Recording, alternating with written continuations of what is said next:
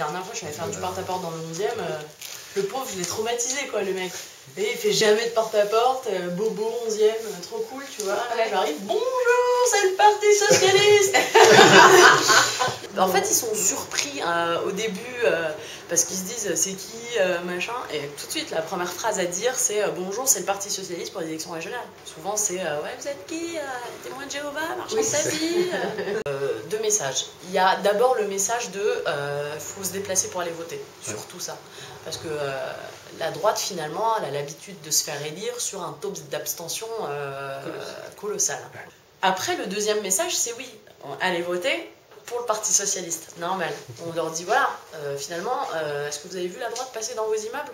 Eh ben non. Jacques Prévert, où il y a une grande barre, et donc on a 3 numéros, 1, 3 et 5, et en tout il y a 113 inscrits. Ça paraît basique, mais finalement on se rend compte que c'est une habitude qui s'est perdue. Ouais.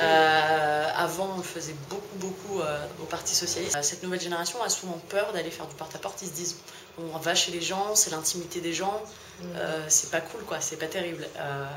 Et finalement, nous, on est là, on vient les aider en formation, et on leur dit, bah non, voilà, c'est normal, les gens savent qu'en période électorale, il y a du porte-à-porte qui se fait. Les binômes sont équilibrés, ça c'est cool. Un homme et une femme, c'est très important.